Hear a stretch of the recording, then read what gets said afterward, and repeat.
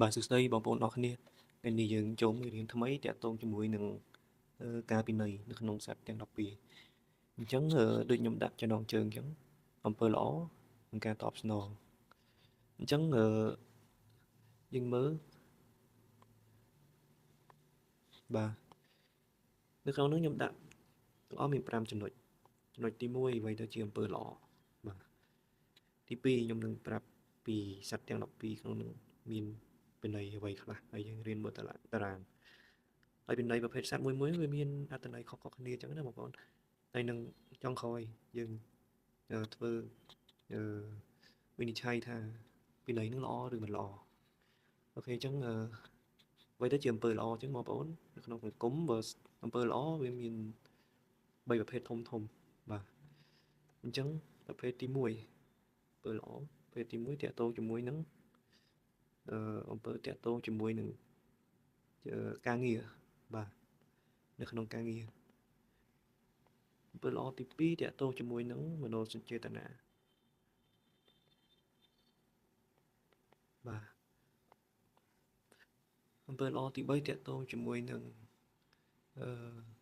តាក់ទងជាមួយនឹងទំនួលខុសត្រូវបាទអញ្ចឹងក្នុងការងារមិនមនោចេតនាមិនទំនួលខុសត្រូវមិនអញ្ចឹងយើងចូលចំណុចទី2ម្ដងទៅអញ្ចឹងវិន័យស្ថិតទាំង12អូខេអញ្ចឹងទី1យើងមើល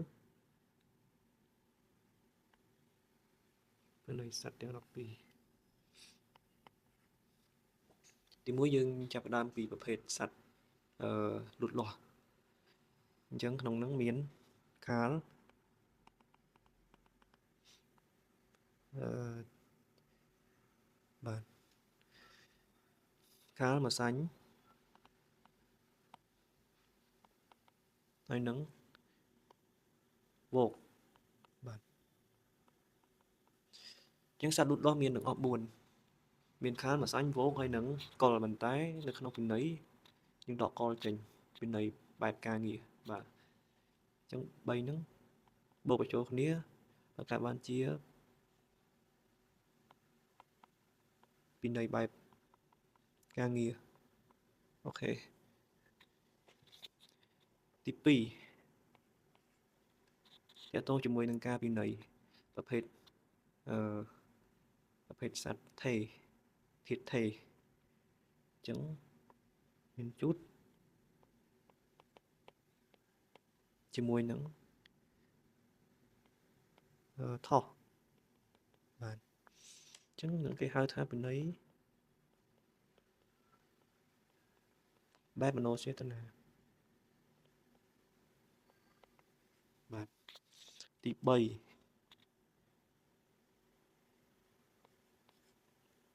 ប្រភេទសត្វធាតុប្រភេទសត្វឃ្លាំងដីទាំងអស់អញ្ចឹងក្នុងនោះមានឆ្លូវមុំម៉ែ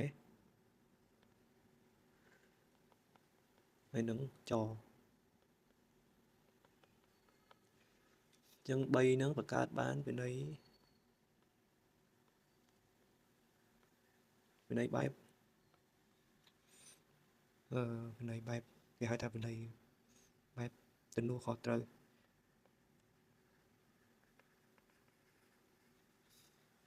តែពិតខ្ញុំតែសេហ្នឹងគឺសម្រាប់ឲ្យបងប្អូនស្រួលស្ដាប់ទេហើយស្រួលមើលបើមែនតើគេមានឈ្មោះមួយបាទអញ្ចឹងនៅសល់សัตว์អញ្ចឹងយើងមើលផ្ដិតមើលនៅសល់សัตว์កុលនៅសល់មមីហើយនឹងរកាហើយនឹងនៅសល់រោអញ្ចឹងសัตว์មិញហ្នឹងគឺចូលទៅក្នុងប្រភេទពិន័យដែរតែពិន័យខ្លួនឯងបាទអញ្ចឹងពិន័យខ្លួនឯងនៅខ្លួនឯងក្នុងហ្នឹងមានអឺមានរងដូចគ្នាមានមមីបាទ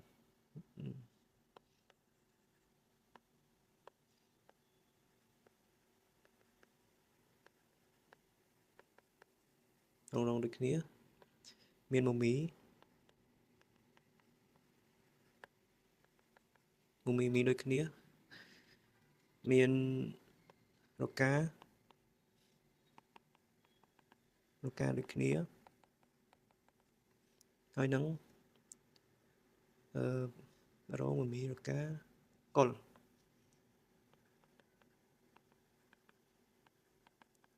ដូចគ្នា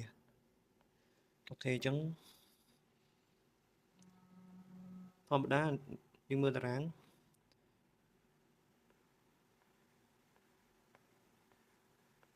ឧទាហរណ៍នៅក្នុងតារាង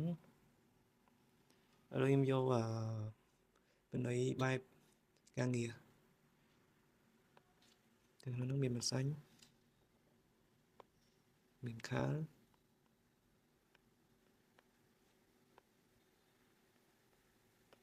ហើយនឹងបូកបាទទាំង3ហ្នឹងបង្កើតបានបណ្ណៃបែបការងារប៉ុន្តែបងប្អូនរត់មើល3នេះជាប់គ្នាហ្មងតែបើសិនជាឃ្លាតគ្នាបើថាបូកនៅចំម៉ោងវិញបណ្ណៃបែបដែរតែអត់ខ្លាំងដូចនៅជាប់គ្នាដូចមិញហ្នឹងទេបាទអតិពលថយនៅសល់ 80% បើសិនជាមានតែ2ជាប់គ្នាមិនក៏អត់បង្កើតបានជាបណ្ណៃដែរតែបណ្ណៃហ្នឹងអត់ខ្លាំងទេសល់តែ50-60% ទេនៅពេលថ្ងៃណាខែណាឆ្នាំណាឬក៏វេចរណាដែលមានវោកចូលទៅបង្កើតបាន3បង្កើតបានចាត់3ជាបណ្ណៃបែបការងារពេញហ្មងអញ្ចឹងហេតុការណ៍នឹងកើតឡើងពេលហ្នឹងអញ្ចឹងអានេះខ្ញុំឧទាហរណ៍ភាសាផ្សេងដូចគ្នាគិតដូចគ្នាអញ្ចឹងឲ្យតែនៅឆ្ងាយពីគ្នាឥទ្ធិពលតិចនៅជាប់គ្នាឥទ្ធិពលខ្លាំងបើសិនជាមាននឹង3ឥទ្ធិពលខ្លាំង 100% បើសិនជានៅសល់2ឥទ្ធិពលតិចតួចចាំតែពេលណាជនទី3ចូលមកប្រកាសជាមានបញ្ហាខ្ពស់បាទអូខេអញ្ចឹងខ្ញុំនឹងបញ្យល់ពីអត្ថន័យមួយនៅក្នុងការពិន័យហ្នឹងអញ្ចឹងទី1បាទទី1ជាប្រភេទសត្វលូតលាស់គេហៅថាពាក្យផ្លូវការគេហ្មងហៅថាពិន័យអគុណធម៌បាទពិន័យអគុណធម៌ក្នុងហ្នឹងមានខាលមានម្សាញ់ហើយនឹងបោកអញ្ចឹងពិន័យអគុណធម៌ស្ដែងចេញមករបៀបជាការក្បត់បាទធម្មតាអ្នកដែលគាត់មានសត្វទាំង3នៅក្នុងតារាងរបស់គាត់ភាគច្រើនគាត់មានអារម្មណ៍ថាគេក្បត់គាត់ស្ដែងចេញពីនៅក្នុងស្ដែងចេញតាមការងារគាត់ធ្វើការភាគច្រើនដែលគាត់មាន3ហ្នឹងគឺគាត់ចូលចិត្តជួយគេបាទចូលចិត្តជួយគេតែរំពឹងតបស្នងវិញតបស្នងគុណមកគាត់វិញគាត់ជួយគេតែគាត់រំពឹងគេតបស្នងឲ្យគាត់វិញបាទអញ្ចឹងនៅពេលណាដែលគាត់ជួយហើយអត់បាន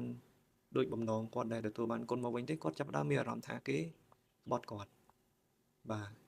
អានឹងគឺជាអារម្មណ៍ក្នុងចិត្តគាត់ទេជួនកាលបុគ្គលផ្សេងទៀតគាត់គិតថាបើសិនជាគេជួយហើយយើងទទួលហើយបើយើងតបស្នងទៅគេវិញជួនកាលគេអត់សប្បាយចិត្តអានឹងបុគ្គលផ្សេងគេគិតចឹងមកយើងវិញតែយើងអត់គិតចឹងទេយើងគិតថាគេអត់គិតពីយើងវិញចឹងចាប់ផ្ដើមមានអារម្មណ៍ថាគេក្បត់បាទអញ្ចឹងសរុបមកអ្នកដែលមានតារាងមាន3ទាំងមាន3សัตว์ហ្នឹងឬក៏មានតែ2ក៏ដោយមានតែ2បាទពីណាមួយក៏ដោយឬក៏ vocal ឬ vocal ឆុងគ្នាក៏គាត់មានអារម្មណ៍ហ្នឹងដែរបាទគាត់ឆុងហើយគាត់មានអារម្មណ៍ធ្វើល្អអត់បានល្អទៀតអញ្ចឹងគាត់មានទាំងឆុងមានទាំងការពិន័យហើយធម្មតាបុគ្គលដែលគាត់មានសัตว์3នៅក្នុងតារាងជាមែនតើគឺតាក់ទងជាមួយនឹងការធ្វើដំណើរផ្លូវឆ្ងាយបើសិនជាអត់ចាំបាច់ព្រោះថាមិត្តភក្តិគាត់មានទរៈត្រូវឡើងទៅឆ្ងាយឧទាហរណ៍ឡើងទៅខេត្តត្រល់មណ្ឌលគិរីឬកំពង់សោមហើយមិត្តភក្តិនោះមកបួគាត់អញ្ចឹងគាត់គិតថា ចង់គាត់ថាជួយមិត្តភក្តិទៅគាត់ថាមិត្តភក្តិអាចនឹងដឹងគុណគាត់ឬក៏អាចតបស្នងគាត់របៀបអីផ្សេងអីចឹងណាប៉ុន្តែបើសិនជាគាត់ទៅចំថ្ងៃណាដែលមានខាលម្សាញ់ឬក៏វោកចំថ្ងៃហ្នឹងជៀសបានគឺជាអាចនឹងមានកត្តាគ្រោះថ្នាក់បើសិនជាយើងចេញទៅពេលហ្នឹងចេញទៅថ្ងៃហ្នឹងបាទអញ្ចឹងភាគច្រើនជួយគេបានទោសតែជួយបានទោសហ្នឹងគឺគាត់គិតខ្លួនឯងទេអ្នកផ្សេងអត់ដឹងទេគាត់គិតខ្លួនឯងបាទអូខេអញ្ចឹងពិន័យបែបទី2ពិន័យអក្សរធម៌អានោះគឺជាពាក្យបច្ចេកទេសតែពិន័យអក្សរធម៌ក្នុងហ្នឹងជូតបាទជូតហើយនឹងថោះអញ្ចឹងបងប្អូនមើលពណ៌ខ្ញុំដាក់ធម្មតាជូតធាតុទឹកថោះធាតុឈើអញ្ចឹងហើយប្រភេទជាសត្វធាតុថេសត្វធាតុថេជាសត្វមនោសញ្ចេតនាអញ្ចឹងស្ដែងចេញជាលក្ខណៈវាក្បត់ដែរតែក្បត់បែបមនោចេតនាបាទយើងគិតថាគេអក្សរធម៌មកយើងបាទអញ្ចឹងក៏ក្បត់ដែរបាទក្បត់ដែរក្បត់ដូចគ្នាអញ្ចឹងខុសគ្នាពីអគុណធម៌ពីនៃអគុណធម៌ខាងលើអញ្ចឹងពីនៃអក្សរធម៌គឺតកតទៅមនោចេតនាយើងជួយគេតាមផ្នែកអារម្មណ៍ឧទាហរណ៍អក្សរធម៌ហ្នឹងមិនមែននិយាយលើមនោចេតនាហ្នឹងតែពីអ្នកសង្សារវិរៈនៃពុនទេគឺទូទៅទោះបីតំណែងនៅក្នុងសង្គមតំណែងជាមួយនឹងមិត្តភ័ក្តិតំណែងជាមួយនឹងឪពុកម្ដាយតំណែងជាមួយនឹងមេឬក៏កូនចៅឲ្យតែមានជូតហើយថោះនៅក្នុងតារាងគាត់គឺស្ដែងចេញឲ្យគាត់មានអារម្មណ៍ថាអត់សប្បាយចិត្តជាមួយនឹងមនោចេតនារបស់គាត់ដែលគាត់ដាក់ចិត្តទៅគេបាទមួយដាក់ចិត្តមួយដាក់កាយអញ្ចឹងវិន័យអគុណធម៌គឺគាត់ដាក់កាយ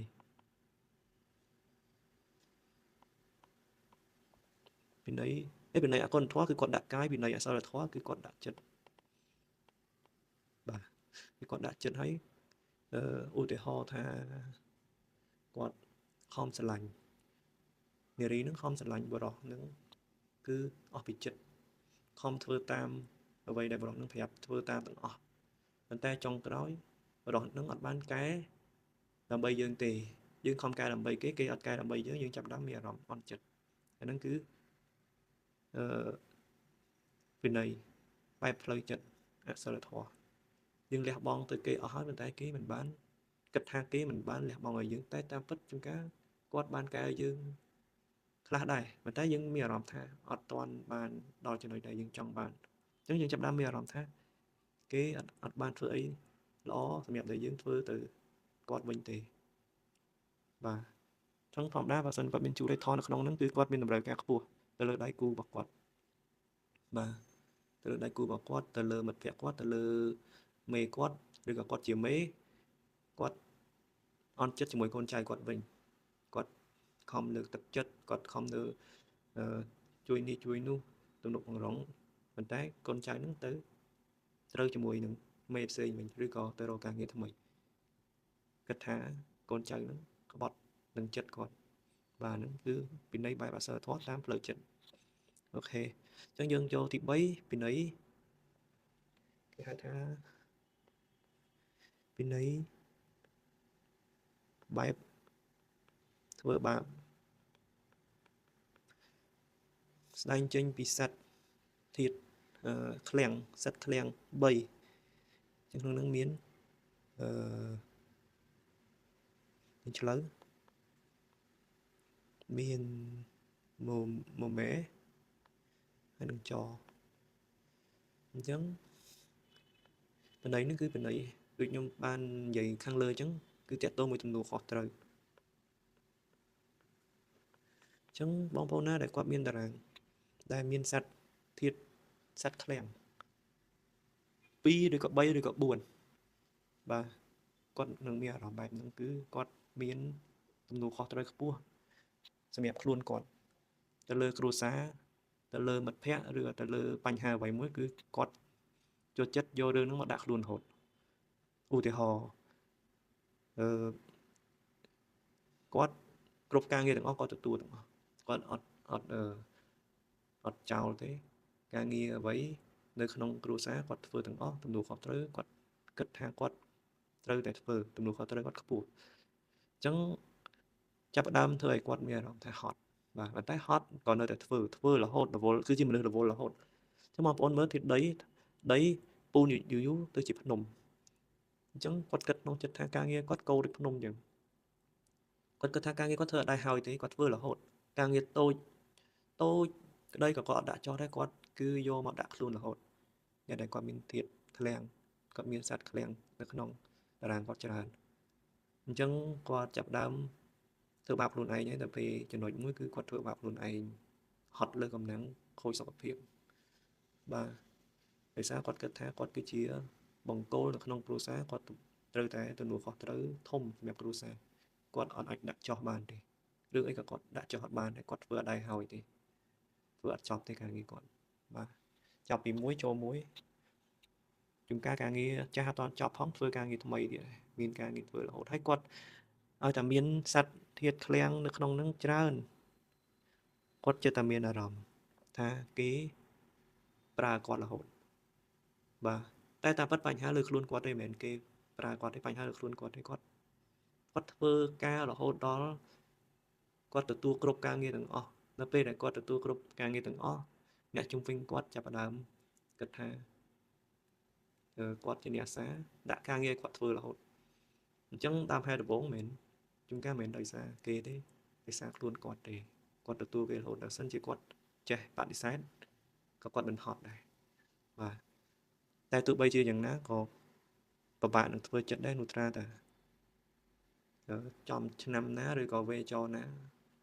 មកឆុងធាតុដីគាត់ចេញបានគាត់ចាប់ផ្ដើមចេះដាក់ចោះបាទ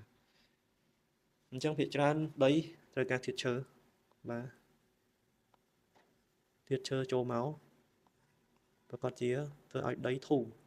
រគាត់ចាប់ផ្ដើមចេះបត់បែនបាទអូខេអញ្ចឹងចូលចំណុចមួយទៀត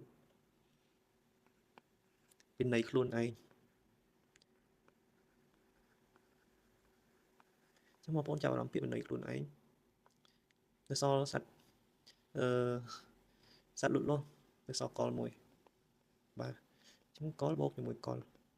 នៅក្នុងតារាងមានកលចាប់ពី2ឬ3ឡើងទៅគឺអាហ្នឹងគេហៅថាបណ្ណៃខ្លួនឯងអញ្ចឹងបណ្ណៃខ្លួនឯងធាតុទឹកស្ដែងចេញពីភាពច្បោកច្បល់បាទច្បោកច្បល់អញ្ចឹងគាត់មានអារម្មណ៍ថាការងារមិនមែនការងារទេគឺបញ្ហាគាត់ច្រើនមិនការងារទេគឺដល់លើបញ្ហាមកបញ្ហាគាត់ច្រើនគាត់អត់ដឹងធ្វើមួយណាមុនមួយណាក្រោយទេ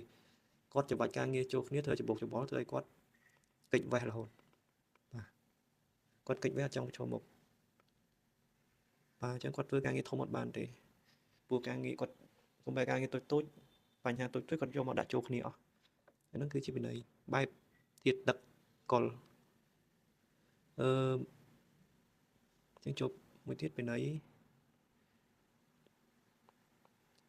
ទៀតឃ្លាំងរងនឹងរងបាទអញ្ចឹងរងនឹងរងធម្មតាស្ដែងចេញពីភាពមិនប្រកបប្រជាលើខ្លួនឯងបាទអញ្ចឹងយើងចាប់ផ្ដើមឆ្ងល់ខ្លួនឯងថាខ្លួនឯងជាអ្នកណាមានអារម្មណ៍ថាអត់ទុកចិត្តខ្លួនឯងទេអ្នកដែលគាត់មានរងនៅក្នុងហ្នឹងមានអារម្មណ៍ថាគាត់ធ្វើអ្វីមួយអត់ដែលពេញលក្ខណៈអញ្ចឹងគាត់អត់អាចចាប់ផ្ដើមការងារភ្លាមដោយខ្លួនឯងទេគាត់រងចាំតែគេធ្វើមុនទៅគាត់ធ្វើក្រោយបាទអ្នកដែលគាត់មានរងជីវិតបែបខ្លួនឯងរងពីអញ្ចឹងអូខេអញ្ចឹងយើងចូលមួយទៀតពីនៃបែបខ្លួនឯងនៅសល់2សត្វធាតុថេនៅសល់មមីហើយនឹងមមីហើយមួយទៀតរកានិងរកា Chứ mà ôn phần đất mớ ở thiệt lớn cứ chè ba mông mí cứ lớn chè chẳng nè đại quạt miên thiệt lớn kháng đôi nhom bị dội bị video môn chẳng cứ quạt miên ông nốt lơ luôn ảnh quạt mía rầm trong phần trình chẳng thiệt cho nên đây đại quạt miên ông nốt lơ luôn ảnh tập về cái thưa ấy mùi máu ở tới chết quạt chập đám mía rầm mù mà bà mù mày cho nên hot chật bà mù mì chẳng quạt chập mù mày hot chật nó bên đây lơ luôn ảnh quạt chập đám ở sbài chết là hốt ấy chúng cá chia được biệt để cái nè top alarm cái hai chung từ top alarm để ông lấy ra anxiety và chắc bên đây độc cá chạy tô cho mùi nâng phiếp ớt cho và phiếp ớt cho chứ mà ôn mớ độc cá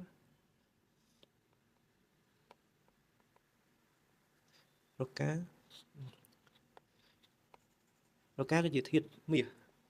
và thiết mía và phê dính nhưng thiết mía và phê dính nhưng cất tờ lơ nhưng cất tờ lơ tờ bông bịch tờ bỏ đại miên nằm lại nhưng nè đại quát miên độc cá nó không tà ràng quát cứ quát phơi muối trong bán phiếp ớt cho bò mình ban thì tới thơm mẹ ban rồi mà càng nghe quát với còn mơ hai mơ làm với mơ những cái ảnh pram đong có miên đấy nè đại quát nó càng nó không tàng quát tràn chẳng thưa ai càng nghe quát dượt quát trong ban ở cái top page rồi hốt đó dượt chẳng bành ha thưa ai bành ha đừng ngồi đáy ọt cái là quát chập đam bia rồng tha càng nghe quát đại toàn đặt oi mấy gọt toàn chẳng thưa ai quát chập đam ria rồi hốt chẳng dương cho xung đua mùi tiết tình đây mình dạy hơi ấy dương cho xung đua trong cái ấy bên đấy lo rồi mình lo cứ ta lơ bọc cô toàn bà chẳng là đội môn tế về điên môn đẹp tôi cho mình ca chóng hay là ca hạ mình trong lõ hạ lõ hay là lõ mình đây bên đấy cứ tẹt tôn lên luôn này toàn bên đấy miên lõ mình lõ thế cứ dương nhẹ cục rồng toàn bà chẳng tìm muối về riêng xem đẹp nhẹ đài quạt miền bên đấy côn được hoa bà chẳng quạt được vừa mình quát chui kế cùng cùng cất bị con top snow bằng mình chẳng còn lại nắng vì dân đơn thay dân miền bên này con được thoa dân và sân chỉ dân mình chui kế nhưng tại sao cái từ và sân dân kết há dân miền càng nghiệt luôn anh để thời phơi lấy cái mọc tấn dân raptor thà dân miền càng nghiệt thơ dân đồ chẳng hết á ấy và sân chỉ dân tình đế dân chui cây hói dân mà bạch kết há cái anh nâng top snow mà dân cùng kết lại nắng ấy từ bay kia thưa mau dương với top snow mà dương tịch rồi đó dương từ tù bên nắng non chết dương nâng scop có dương ọt và bạn ọt nâng chết đi và TP bên này sao là thò chân là bay cài nắng dương tới sờ lạnh luôn này bà sờ lạnh luôn này ban cho đến vừa mong ổn bập nó đã chụp ba tới cứ ní tập phải tập đó ní chơi đó và chơi đó chẳng thầm đa diễn nâng diễn thiệt được kìa và diễn cứ đầm nàng anh được xây chẳng được xây nâng được xây ta đi mà nếu nhưng mà khỏi vậy tẹt tô mới thiệt chẳng dừng mơ tới diễn nâng diễn chẳng tắt chui chơi là hột đá chớ có ta bị bớt tắt ở đá to mà chớ đã to mà ở tật bình thì chẳng chớ chui ít tắt chui chơi là hột rồi vậy bị sạch chú thành thoát cứ bật hết sạch cực kề chẳng dương họ trình đầy máu sạch cái đó để có tuần sái cái kê trên đấy nữa anh cái kê lọt đầy dừng chẳng thời dân chư nhưng nó dân đặc biệt chấm trong khi này sao là thoá dân thử sao bạn luôn anh ba dân mình cài សម្រាប់គេរហូតដល់បាត់អត្តសញ្ញាណរបស់ខ្លួនឯងទេយើងកាត់មកមនុស្សម្នាក់យើងមានចំណុចរបស់យើងរៀងៗខ្លួនខុសពីគេអ្វីដែលជារបស់ខ្លួនឯងអញ្ចឹងយើងមិនបាច់ខំប្រឹងកែដើម្បីគេទេបាទពេលយើងកែដើម្បីគេខ្លាំងពេកគេនឹងមានអារម្មណ៍ថាមានអារម្មណ៍ថាយើងអស់តម្លៃបាទហើយគេពេលហ្នឹងមិននឹងមានអំពើផ្សេងធ្វើឲ្យយើងមានអារម្មណ៍ថាអត់សប្បាយចិត្តអញ្ចឹងយើងត្រូវស្រឡាញ់ខ្លួនឯងបានច្រើនប៉ុន្តែអសរធម៌បើសិនជាក្នុងតារាងយើងមានជូតឬក៏ថោះទាំងពីរនឹងចូលគ្នាអញ្ចឹងតើតោមួយវិន័យបែបធ្វើបាបគឺមានទំនួលខុសត្រូវច្រើនអញ្ចឹងដើម្បីកែហ្នឹងយើងត្រូវចេះបត់បែនការងារណាដែលយើងត្រូវទទួលការងារណាដែលយើងគិតថាទទួលបានយើងបដិសេធគេទៅបាទយើងមើលថាការងារណាដែលចម្បងយើងធ្វើមុនបាទយើងមិនមែនគិតថាពីធ្វើឧទាហរណ៍ថាខ្ញុំគឺជាបង្គោលនៅក្នុងគ្រួសារខ្ញុំធ្វើការពីថ្ងៃដល់យប់ធ្វើរហូតអត់មានពេលសម្រាប់នឹងគ្រួសារទេប៉ុន្តែគ្រួសារទៅជាធ្វើមកឲ្យខ្ញុំអត់ពេញចិត្តវិញខ្ញុំខំលះបង់សម្រាប់គ្រួសារនឹងច្រើនប៉ុន្តែខ្ញុំគិតថាប្រពន្ធអត់បានជួយអីឲ្យសោះអញ្ចឹងចាប់បានមានអារម្មណ៍អត់សប្បាយចិត្តអានឹងគឺបណ្ដៃខ្លួនឯងហើយអញ្ចឹងយើងត្រូវចេះដាក់ចិត្តបាទដាក់ចិត្តការងារខ្លះយើងទទួលការងារខ្លះយើងតម្លាក់ដើម្បីមានពេលសម្រាប់គ្រួសារបាទអញ្ចឹងយើងចាប់ដើមពេលហ្នឹងមានអារម្មណ៍ធូរស្រាលអត់សូវមានទម្ងន់បាទអូខេអញ្ចឹងចូលដល់ពីនៃខ្លួនឯងគឺកលនឹងកលច្បុកច្បល់កិច្ចវេះបាទអាហ្នឹងក៏អញ្ចឹងដែរបញ្ហាយើងយកបញ្ហាទាំងអស់ជុំវិញខ្លួនសូម្បីតែគេមកប្រាប់រឿងក្នុងចិត្តគេក៏យើងយកមកគិតខ្លួនឯងដែរអញ្ចឹងអត់ល្អទេតែយើងមានអារម្មណ៍ថាច្បុកច្បល់បាទធាតុទឹកគឺជាធាតុដែលទទួលងាយនឹងទទួលពីគេបងប្អូនចាំមើលយើងគប់ដុំថ្មចូលទឹកស្ទឹងទឹកទន្លេទឹកសមុទ្រ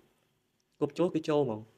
អត់ដែរទឹកធ្លាក់ចេញមកវិញធ្លាក់ថ្មចេញមកវិញទេគឺចូលបានន័យថាអ្នកដែលមានជាតិទឹកច្រើនគាត់ងាយនឹងទទួលនឹងអារម្មណ៍គេដែលអារម្មណ៍អត់សុបាយចិត្តអារម្មណ៍ខឹងអារម្មណ៍អីគឺយកមកដាក់ក្នុងចិត្តតែអារម្មណ៍ខ្លួនឯងច្បុកច្បល់ពេលច្បុកច្បល់ខ្លះពេកចាប់ដើមពេកបេះ introvert អត់ចង់ជួបគេអត់ចង់ទៅចេញអត់ល្អទេអញ្ចឹងយើងកែយើងកុំសូវខ្វល់ពីគំនិតឬក៏ខ្វល់ពីអារម្មណ៍អ្នកដទៃពេកទោះបីគេប្រាប់រឿងក្នុងចិត្តគេយើងស្ដាប់ទៅបើមិនអត់ស្ដាប់គេខឹងយើងស្ដាប់ចិត្តស្ដាប់ទៅប៉ុន្តែយើងមិនយកមកគិតច្រើនទេយើងក៏យើងផ្ដល់មុំមានគេតិចតួចទៅហើយគឺហើយព្រោះអ្នកដែលប្រាប់ហ្នឹងគេធូរអារម្មណ៍ដែរទេអញ្ចឹងយើងកុំគិតច្រើនអញ្ចឹងណាបាទហើយក៏រងមួយរងឆ្ងល់ចាប់មានអារម្មណ៍ថាខ្លួនឯងអត់មានតម្លៃចិត្តតែឆ្ងល់ខ្លួនឯងជាណាគេខ្លួនឯងក៏ថ្ងៃចេះអីខ្លះបាទឆ្ងល់ខ្លួនឯងរហូតអត់ដែលទុកចិត្តខ្លួនឯងអញ្ចឹងចាប់ដើមអញ្ចឹងអ្នកដែលគាត់មានរងពីនៃខ្លួនឯងហ្នឹងគាត់ត្រូវរៀនពីខ្លួនឯងឲ្យបានច្រើនបាទយើងមើលចំណុចណាយើងខ្លាំងយើងធ្វើខាងហ្នឹងទៅចំណុចខ្សោយរបស់យើងកិច្ចទៅបាទពីនៃខ្លួនឯងមមីនឹងមមីយើងមូម៉ៅថប់អារម្មណ៍អញ្ចឹងនឹងដូចភ្លើងចម្បាំងដូចឆេះមួយផ្លែតហ្នឹងចាប់ដើមអស់ភ្លើងមានអារម្មណ៍ទទេបាទអញ្ចឹងអ្នកដែលមានពីនៃខ្លួនឯងមមីនឹងមមីយើងបន្ថយទៅការបន្ថយអារម្មណ៍យើងកុំសូវមួម៉ៅច្រើនពេកគឺកុំសូវចាប់អារម្មណ៍នឹងពាក្យគេនិយាយមកច្រើនពេកជួនកាលគេយើងពងអួតថាយើងមាននេះមាននោះក៏គេនិយាយមកវិញថាប៉ុណ្ណឹងមានអីច្រើនក៏ចាប់ដើមមានអារម្មណ៍មួម៉ៅគេខឹងគេបាទអញ្ចឹងយើងកាត់បន្ថយការបញ្ចេញការអួតប្រាប់រឿងក្នុងចិត្តអីយើងបន្ថយខ្លះទៅបាទបន្ថយខ្លះទៅព្រោះអីអ្នកស្ដាប់ជួនកាលគេស្ដាប់មកអត់សុបាយចិត្តដែរបើសិនជាគេអត់និយាយអីអត់ទៅតែបើសិនជាគេនិយាយមកយើងវិញយើងចាប់ដើមអន់ចិត្តបាទដល់ពេលអ្នកដែលមានបណៃរកានឹងរកាបាទយើងការងារខ្លះយើងមើលតែម្ដងឬពីរដងអស់ហើយយើងក៏មើលច្រើនពេកព្រោះយើងត្រូវចេះដាក់ចោះខ្លះយើងត្រូវចេះទទួលយកការងារយើងខ្លះទោះបីពេលខ្លះយើងធ្វើខុសលើកទី1ខុសលើកទី2ខុសតែខុសមិនមែនខុសរហូតយើងដំបូងខុសច្រើនយូរទៅខុសតិចរហូតដល់អត់ខុសបាទពេលណាគេក៏អាចមានកំហុសដែរអញ្ចឹងបើសិនជាការងារយើងពិនិត្យច្រើនពេកជួនកាលខាត់ពេលហើយខុសទៀតកែឡើងខុសជាងដើមទៀតព្រោះ អារម្មណ៍យើងពីដំបូងធម្មតាការងារបងប្អូនចាប់អារម្មណ៍ការងារពេលយើងចាប់ផ្ដើមធ្វើមានអារម្មណ៍ថាល្អធ្វើមកត្រូវប៉ុន្តែដល់ពេលដែលយើងពិនិត្យច្រើនពេកយើងឃើញមានអារម្មណ៍ថាអត់ស្រួលយើងកែចុះកែឡើងរហូតរបស់ដែលកែចុះកែឡើងគឺខុសច្រើនហើយបាទព្រោះអារម្មណ៍ដែលយើងការងារដែលយើងទទួលស្គាល់មកដំបូងគឺពេលនោះអារម្មណ៍យើងមូលតែនៅពេលដែលយើងការងារយើងធ្វើយូរពេកចូលដល់លក្ខណៈអាទិត្យឬខែអារម្មណ៍លែងមូលហើយចាប់ផ្ដើមមានអារម្មណ៍ថាណាយធុញហើយយើងចាប់ផ្ដើមកែចុះកែឡើងទៀតខុសអស់អញ្ចឹងយើងត្រូវចេះទទួលស្គាល់ការងារយើងអញ្ចឹងយើងកុំពិនិត្យច្រើនពេកអូខេអញ្ចឹងនេះយើងជាមេរៀនសម្រាប់បងប្អូនណាដែលគាត់មានការពិន័យនៅក្នុងតារាងការជឿរបស់គាត់អញ្ចឹងមេរៀនថ្ងៃនេះមានតែប៉ុណ្្នឹងឯងបងប្អូនបើសិនជាបងប្អូនចូលចិត្តពេញចិត្តអាចចុច Subscribe channel ខ្ញុំម្នាក់មួយអរគុណច្រើនបងប្អូនជម្រាបលា